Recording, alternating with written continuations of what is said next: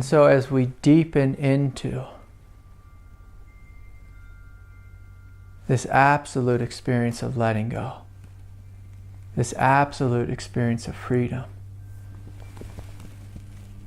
we begin to feel as if we are the universe itself, that who and what we are is the vastness of the universe, expanding in every direction, giving birth in every direction, dying in every direction, growing in every direction. That everything is happening within us, through us, as us. That there is no division. It's a tremendously disorienting experience to let go of ego here, to let go of a sense of self or sense of individuality. To feel as if life is living through you as you. God is waking up in you as you. God is speaking through you. When we awaken in this way, truly awaken, not just experience the Hara, but truly awaken, this division between head, heart, gut all disappear, and we become this one movement.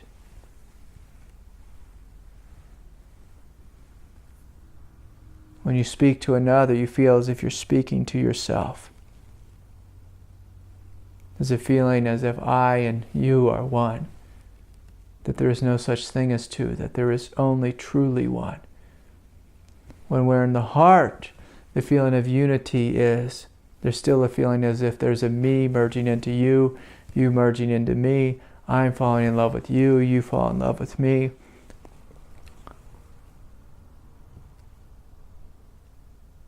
But as this experience of oneness, whether it's a transcendent oneness, a heartfelt oneness, or the oneness, the true non-dual oneness of absolute non-division, the deeper we go within ourselves, the deeper the experience of oneness becomes a paradoxical oneness.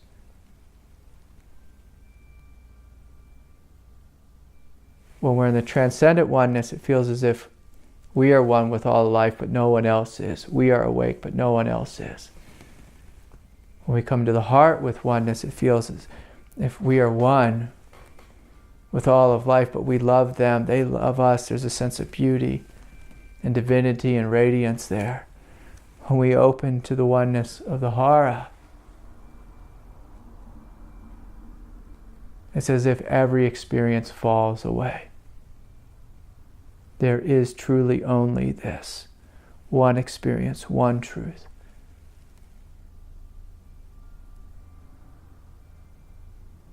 And of course, from a place of humility, if someone asks, is this the ultimate experience? Normally it's taught as the ultimate experience. But in a humble way, in a human way, we can easily admit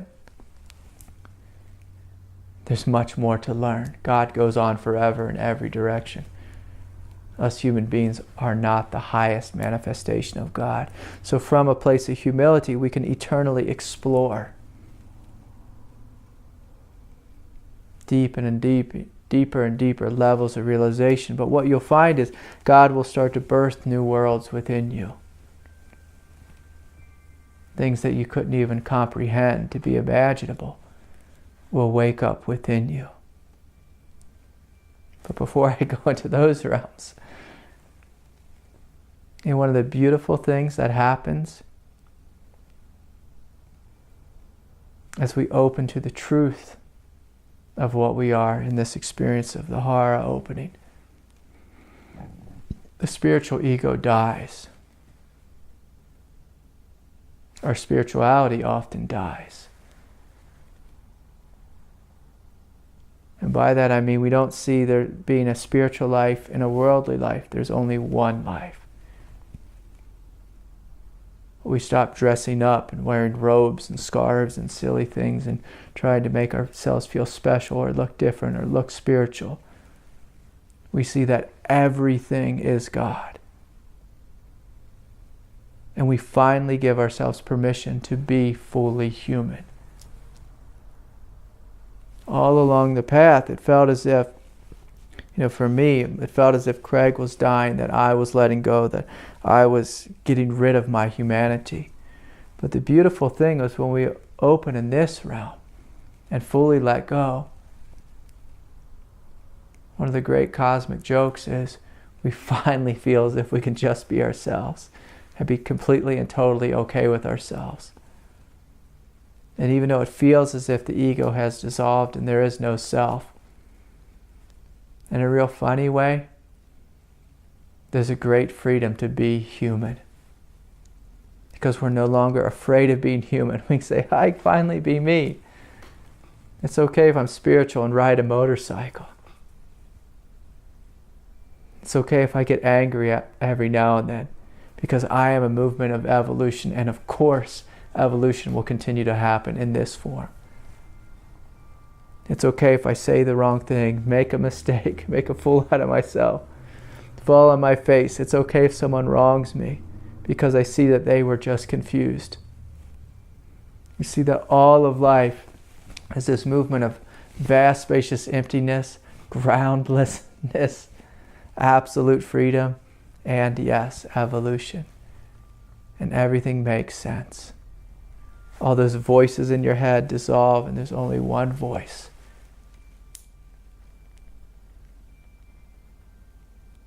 And so, if we're going to sit with this, it's a willingness to go into the Hara. Again, the place right below the belly button. A couple inches lower than the belly button. Then if you feel in, 3 inches, 4 inches.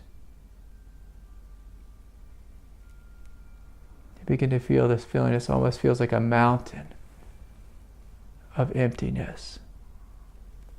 Descends deep into the earth. Just like a sense of unity spreading out in every direction. Of absolute non-division. Absolute connection. And so we simply feel into this. Give ourselves permission to let go into it. Of course, for some of you, you may feel that sense of fear, like existential fear, or existential void like darkness. Feel into that darkness. Feel, is it scary? Is it frightening? Is it something to be afraid of?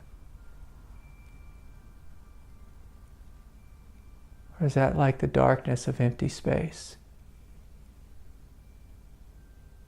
Is it void-like?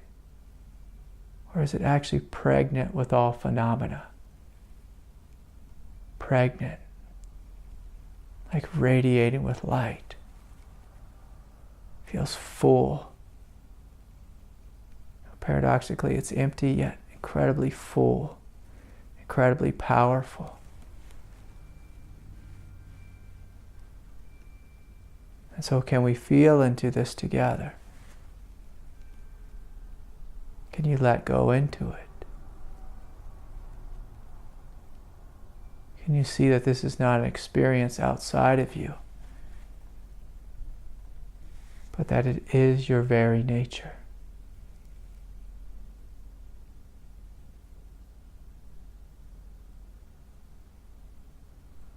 And so sometimes we feel like an intense fear, or like turning pale. Yes. And so I invite you to let go there too. To open there. To trust. We're letting go into God. The groundless ground of life itself.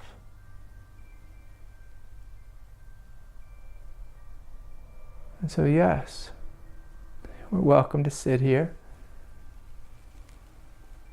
To let go into this deeper and deeper as long as you like.